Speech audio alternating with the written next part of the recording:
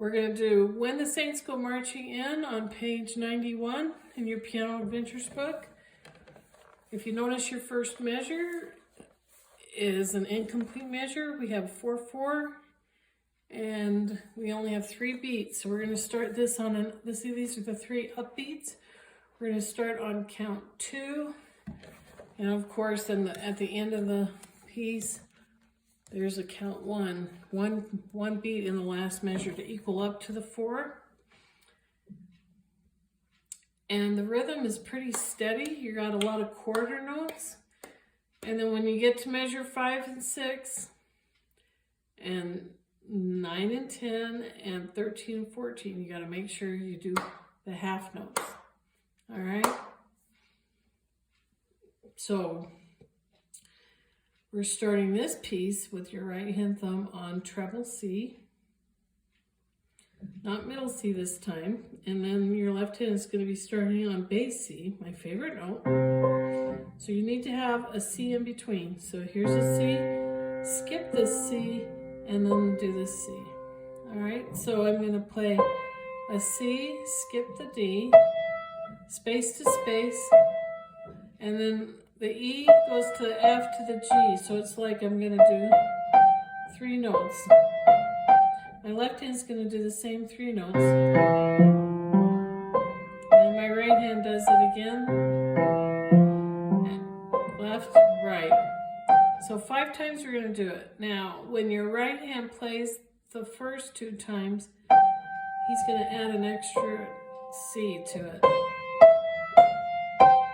Like that. So if I'm counting, I'm going to count 1, 2, 3, 4, 1, play on 2, 3, 4, 1, 2, 3, 4, 1, 2, 3, 4, 1, 2, 3, 4, 1, 2, 3, 4, 1. So that's been a perfect example of imitation.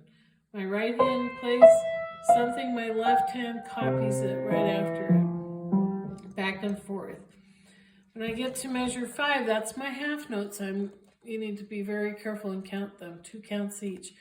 And you can see it's a broken C chord. So I'm going to do a G, E, C, E, and then I play a D. So I do the same 3 notes that I already did. And then here's my half notes. My left hand is playing not the whole chord, but just the top 2 notes of the chord.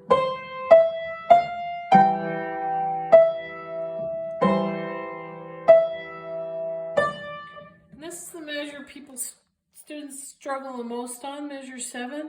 My right hand's playing a D, and my left hand plays a D right after it.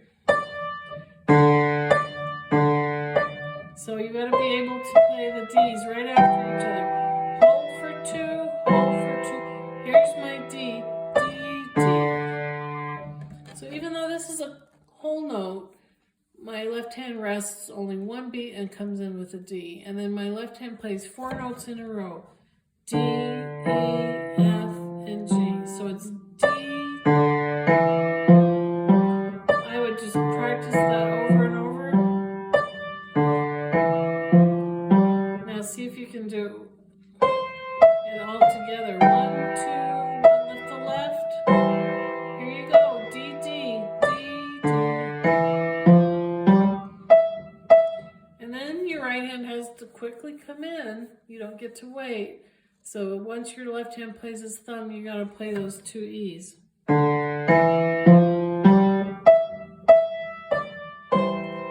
my right hand's doing another broken C chord, C, C, skip up to E, and here comes the 3 G's that you're going to need to watch out for. Left hand is playing the same 2 notes he played up on measure 5. 2,